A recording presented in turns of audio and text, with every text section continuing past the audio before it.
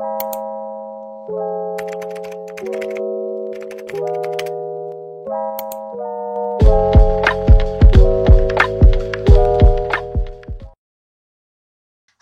teman-teman semua, pada video kali ini saya akan membahas suatu materi mata kuliah perpajakan, yaitu pajak pertambahan nilai yang biasa disebut dengan PPN dan pajak penjualan atas barang mewah, PPNBM.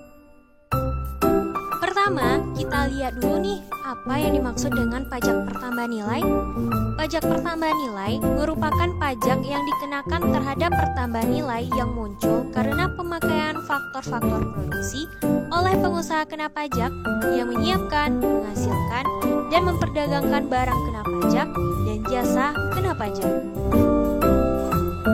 Selanjutnya, kita lihat PPNBM. Pajak penjualan atas barang mewah. Apa sih itu PPNBM? PPNBM merupakan pajak yang dikenakan pada barang yang masuk golongan barang mewah. Pengenaan PPNBM ini dibebankan pada produsen atau pengusaha kena pajak yang menghasilkan atau mengimpor barang mewah. Selanjutnya, ada yang menjadi objek pajak dari PPN dan PPNBM. Nah, untuk PPN nih, sesuai dengan pasal 4 Undang-Undang PPN dan PPNBM, yang menjadi objek pajak pada PPN adalah yang pertama, penyerahan barang kena pajak di dalam daerah pabean yang dilakukan oleh pengusaha. Yang kedua, impor barang kena pajak. Yang ketiga, penyerahan jasa kena pajak di dalam daerah pabean yang dilakukan oleh pengusaha. Yang keempat, pemanfaatan barang kena pajak atau BKP tidak berwujud dari luar daerah pabean di dalam daerah pabean. Yang kelima, pemanfaatan JKP dari luar daerah pabean di dalam daerah pabean. Yang keenam, ekspor BKP berwujud oleh pengusaha kena pajak. Yang ketujuh, ekspor BKP tidak berwujud oleh pengusaha kena pajak. Dan yang terakhir atau yang kedelapan, ekspor JKP oleh BKP. Nah, berdasarkan Undang-Undang Nomor 8 Tahun 1984 yang kini sudah mengalami perubahan menjadi Undang-Undang Nomor 42 Tahun 2009 tentang perubahan ketiga pajak pertambahan nilai barang dan jasa dan pajak penjualan atas barang mewah. Barang yang dikenakan PPN dan juga dikenakan PPNBM adalah yang pertama, barang tersebut bukan barang kebutuhan pokok. Yang kedua, barang tersebut dikonsumsi oleh masyarakat tertentu. Dan yang ketiga, pada umumnya barang tersebut dikonsumsi oleh masyarakat berpenghasilan tinggi. Dan yang keempat, barang tersebut dikonsumsi untuk menunjukkan status. Nah, untuk pemungutan pajak pertambahan nilai atau PPN ini, apa saja sih mekanismenya? Secara umum, mekanisme pemungutan PPN merupakan rekanan menerbitkan faktur pajak dan menerbitkan SSP atas setiap penyerahan BKP atau JKP kepada pemungut PPN. Dengan hal tersebut, pembeli atas BKP atau JKP yang terkait wajib membayar ke pengusaha kena pajak penjual sebesar harga jual ditambah dengan PPN terutang. Pelaporan PPN dilakukan setiap bulan dan laporannya disampaikan ke pengusaha kena pajak tempat BUMN terdaftar. Pemungut PPN adalah bendaharawan pemerintah, pemegang kuasa atau izin, atau kontraktor. Pemungutan PPNBM hanya dilakukan sekali, yaitu saat penyerahan oleh pabrikan atau produsen BKP mewah kepada konsumen dan saat itu impor BKP mewah tersebut.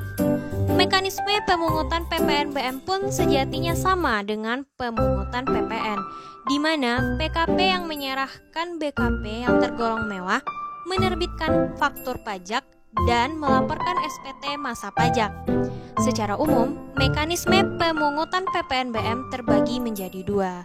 Yang pertama, mekanisme pemungutan PPNBM oleh PKP penjual kepada PKP pembeli.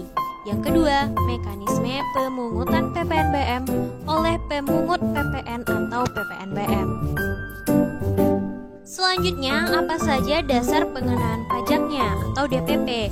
Yang pertama ada harga jual, yang kedua penggantian, yang ketiga nilai impor, yang keempat nilai ekspor, dan yang kelima nilai lain yang diatur dengan Peraturan Menteri Keuangan.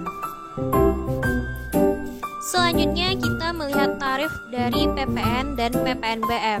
Untuk tarif PPN yang berlaku saat ini adalah 10%, sedangkan tarif PPN sebesar 0% itu diterapkan atas 3. Yang pertama, ekspor BKP berwujud, yang kedua ekspor BKP tidak berwujud, dan yang ketiga ekspor JKP.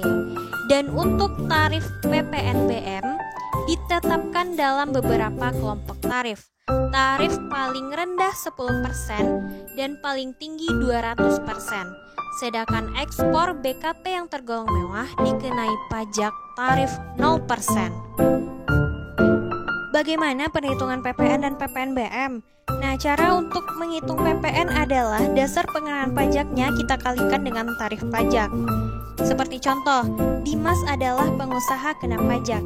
Dimas menjual barang kena pajak secara tunai kepada Dina yang juga merupakan pengusaha kena pajak dengan harga jual 25 juta rupiah.